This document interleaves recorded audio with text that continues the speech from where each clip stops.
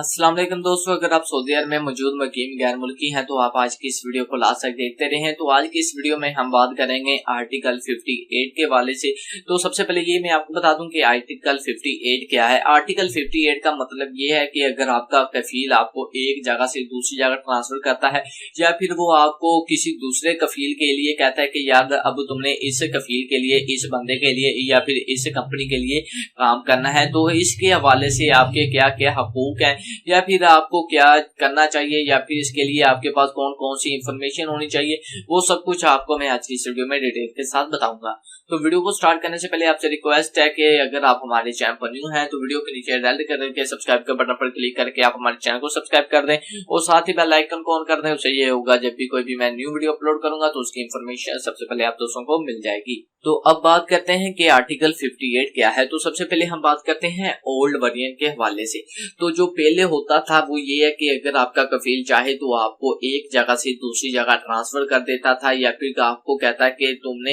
इस कफील के लिए या फिर इस कंपनी के लिए काम करना है, बगैर आपकी इजाजत के लिए कोई भी वैलिड रीजन बताकर आपको ट्रांसफर वगैरह कर देता था। लेकिन अब जो न्यू अपडेट आई है आर्टिकल 58 में, उसके हवाले से अगर आपका कफील या फिर आपकी कंपनी आपको एक जगह से दूसरी जगह ट्रांसफर करते हैं या फिर आपको किसी दूसरे कफील या कंपनी के लिए काम करने के लिए कहते हैं, तो उसके लिए उन्हें आपकी परमिशन की जरूरत होगी, जो कि वो डॉक्यूमेंट की सूरत में आपसे परमिशन हासिल करेंगे अब जहां पर के आपके दस्तखत मौजूद होंगे। मतलब ये कि अब मिनिस्ट्री ऑफ लेबर ने बहुत ही अच्छा काम कर दिया है, क्योंकि पहले कफील अपनी मर्जी से काम करते थे, लेकिन अब ऐसा नहीं हो सकता, अब आपकी मर्जी की भी जरूरत है। तो अगर आप एग्री हैं, अगर आप एक जगह से दूसरी जगह जाना चाहते हैं तो फिर आपको एक डॉक्यूमेंट दिया जाएगा, तो उस डॉक्यूमेंट पर आपके सिग्नेचर होंगे और साथ ही आपके कफील के सिग्नेचर होंगे, ठीक है। तो फिर आप एक जगह से दूसरी जगह ट्रांसफर हो सकते हैं। अगर आप यानी कि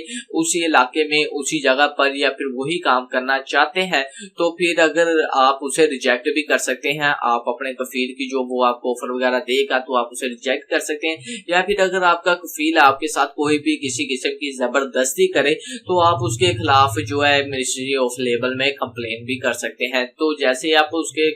यानी कि उस कंपनी के बारे में या फिर उस कफील के बारे में कंप्लेन करेंगे मिनिस्ट्री ऑफ लेबर में, तो उस कंपनी को या फिर कफील को 3000 रियाल का जुर्माना देना पड़ेगा, जो कि बहुत ही ज्यादा है उन लोगों के लिए जो कि कफील है या कंपनी है, क्योंकि उनके पास कौन सा एक या दो बंदे, उनके पास बहुत ही ज्यादा बंदे होंगे। तो पर बंदे का, पर पर्सन का, पर वर्कर का यानी कि 3000 रियाल के हिसाब से आप खुद ही हिसाब लगा लेना कि कितना फाइन होगा कफील या कंपनी को। तो दोस्तों उम्मीद करता हूँ आपको आज की ये वीडियो अच्छी लगी होगी। अगर आपको आज की ये वीडियो अच्छी लगे, वीडियो को लाइक करें, शेयर करें और चैनल को लाजमी सब्सक्राइब कर दें, ताकि जब भी कोई भी मैं न्यू वीडियो अपलोड करूँ तो उसकी इन्फॉर्मेशन सबसे पहले आप दोस्तों को मिल जाए।